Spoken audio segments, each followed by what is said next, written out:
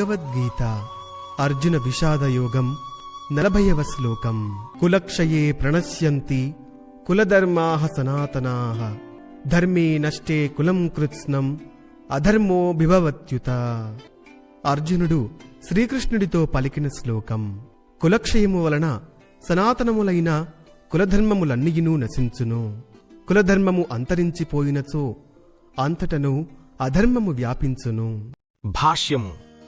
జీవితంలో శాంతి, సౌభాగ్యం, ఆధ్యాత్మిక ప్రగతి మనుషుల మంచి ప్రవర్తన మీద ఆధారపడి ఉంటాయి.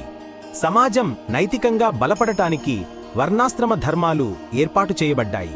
మంచి పౌరులు స్త్రీల ధార్మికత, పాతివ్రత్యం మీద ఆధారపడి ఉంటారు. పిల్లలు తప్పుదారి పట్టే అవకాశం ఉన్నట్టే స్త్రీలు కూడా దారి తప్పే ప్రమాదం ఉంటుంది. అందుకే కుటుంబ పెద్దలు వారిని సదాచార మార్గంలో ఉంచాలి. స్త్రీలు ధార్మిక కర్తవ్యాలలో నిమగ్నమైతే వారి మనసు చెడిపోదు. చాణక్యుడు చెప్పినట్లుగా స్త్రీలకు నియంత్రణ అవసరం. అందుకే వారిని ధర్మకార్యాలలో పాల్గొనేటట్లు చెయ్యాలి. అలా చేస్తే భక్తితో కూడిన స్త్రీలు మంచి సంతానాన్ని కలిగి సమాజానికి ఆదర్శంగా నిలుస్తారు. వర్ణాశ్రమ ధర్మం పాటించకపోతే స్త్రీలు నియమాలను విరచి సమాజంలో అశాంతి పెరుగుతుంది. దాని ఫలితంగా అవాంఛనీయ సంబంధాలు, వ్యభిచారం, బాధ్యతలేని వ్యక్తులు, చివరకు యుద్ధాలు మరియు అశాంతి ఏర్పడతాయి.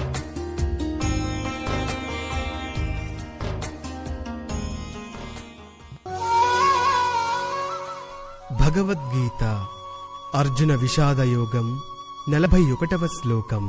అధర్మా బిభవాత్ కృష్ణ ప్రదుష్యంతి కులస్త్రియః స్త్రీషు దుష్టాసు వార్ష్ణేయ జాయతే వర్ణసంకరః.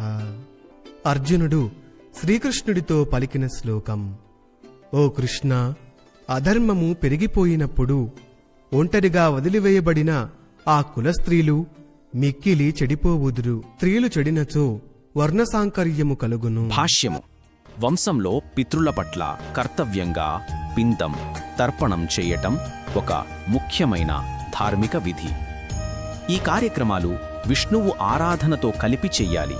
ఎందుకంటే విష్ణువుకు సమర్పించిన ఆహారం ప్రసాదముగా పితృలకు అర్పించినప్పుడు వారి పాపఫలాలు నశిస్తాయి. కొంతమంది పితృలు పాప ఫలితాలు అనుభవిస్తూ భూత ప్రేత రూపంలో ఉంటారు.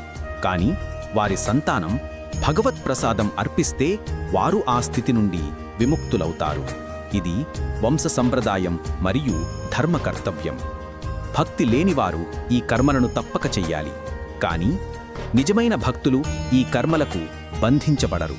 ఎందుకంటే వారు ముకుందుని పాదాలను ఆశ్రయించి భక్తితో సేవ చేస్తారు. అలాంటి భక్తునికి దేవతలు, ఋషులు, పితృలు పట్ల ఎటువంటి రుణమూ ఉండదు. భక్తియుక్త సేవ ద్వారా ఆ బాధ్యతలన్నీ సహజంగానే నెరవేరుతాయి. ఈ భావనే శ్రీమద్భాగవతము 11వ అధ్యాయము 5వ శ్లోకము పద్యము 41లో ఈ విధంగా చెప్పబడింది. దేవర్షి భూతాప్తృ రుణాం పితృణాం నకింకరో నాయమృణి చ రాజన్ సర్వాత్మనా యః శరణం యగతో ముకుందం పరిహృత్య కర్తుం.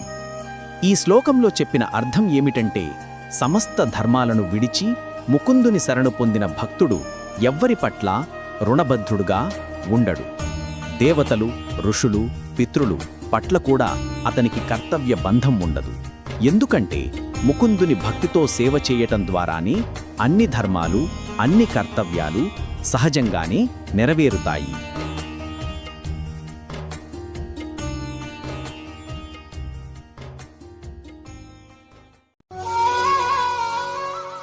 భగవద్గీత అర్జున విషాదయోగం 42వ శ్లోకం. సంకరో నరకాయైవ కులజ్ఞానాం కులస్య చ పతంతి పితరో హ్యేషాం లుప్తపిండోదక క్రియాః. అర్జునుడు శ్రీకృష్ణుడితో పలికిన శ్లోకం. వర్ణసాంకర్యము కలిగినచో ఆ కులనాశనమునకు కారణమైన కులఘాతకులు నరకమును పొందెదరు. కులనాశనము వలన పిండోదకములు లోపించి వారి పితరులు పతనమగుదురు. మానవుడు మోక్షం సాధించడానికి సమాజంలో ఉన్న 4 వర్ణాల వారికి ప్రత్యేకమైన సంక్షేమ కర్తవ్యాలు నిర్ణయించబడ్డాయి. ఇవి సనాతన ధర్మం లేదా వర్ణాశ్రమ ధర్మం ప్రకారం ఏర్పాటైనవి. కాని ఈ సనాతన ధర్మ సంప్రదాయాన్ని గౌరవించకుండా బాధ్యతలేని నాయకులు సమాజంలో గందరగోళాన్ని సృష్టిస్తున్నారు. దాంతో ప్రజలు తమ జీవిత లక్ష్యమైన విష్ణుభక్తిని మరచిపోతున్నారు. అట్టి నాయకులు అంధులుగా చెప్పబడతారు. వారిని అనుసరించే ప్రజలు కూడా అయోమయంలో పడతారు. సరైన మార్గాన్ని కోల్పోతారు.